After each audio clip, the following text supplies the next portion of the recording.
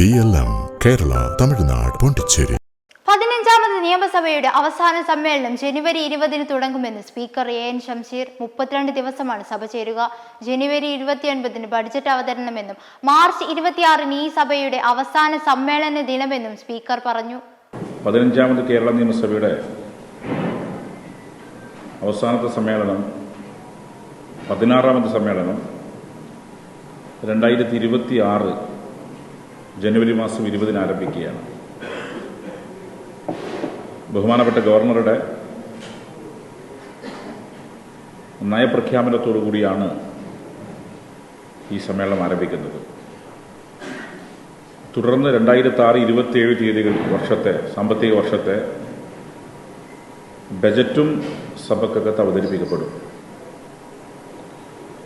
Schedule ചെയ്തിരിക്കുന്നത് ജനുവരി 20 മുതൽ March 26 വരെ 32 ദിവസത്തെ ഷെഡ്യൂളാണ് ഇപ്പോൾ നമ്മൾ ചെയ്തിട്ടുള്ളത്. ജനുവരി 22, 27, 28 തീയതികളിൽ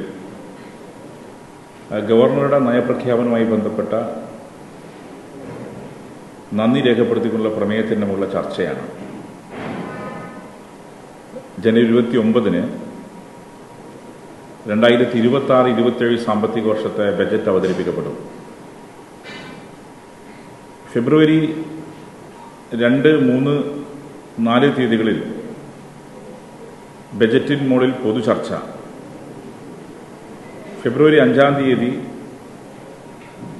2025-26 സാമ്പത്തിക വർഷത്തെ അവസാന ബാച്ച് ഉപധനാഭ്യർത്ഥനകൾ.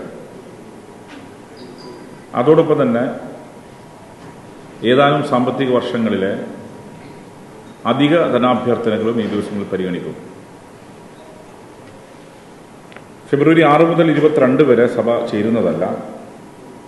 ഈ സമയത്ത് ബഡ്ജറ്റ് സ്ക്രൂട്ടിനിയാണ് വിവിധ സബ്ജക്ട് കമ്മിറ്റികൾ. ഫെബ്രുവരി 24 മുതൽ മാർച്ച് 19 വരെ വീണ്ടും 13 ദിവസം 2026-27 സാമ്പത്തിക വർഷത്തെ ധനാഭ്യർത്ഥനകളെ സഭ വിശദമായി ചർച്ച ചെയ്ത് പാസാക്കും. 2025-26 വർഷത്തെ അന്തിമ ഉപാധാനാഭ്യർത്ഥനകളും ധനവിനിയോഗ ബില്ലുകളും ഈ സഭാ സമ്മേളനം പാസാക്കേണ്ടതുണ്ട്. സമ്മേളന കാലയളവിൽ ജനുവരി 23, ഫെബ്രുവരി 27, മാർച്ച് 13 ഈ 3 ദിവസങ്ങളിൽ പ്രൈവറ്റ് മെമ്പർ ബില്ലാണ്. ഗവൺമെന്റ് കാര്യങ്ങൾക്കായി നീക്കിവെച്ചിട്ടുള്ള ദിവസങ്ങൾ ക്രമീകരിക്കുന്നത് കാര്യോപദേശക സമിതി ചേർന്നാണ്.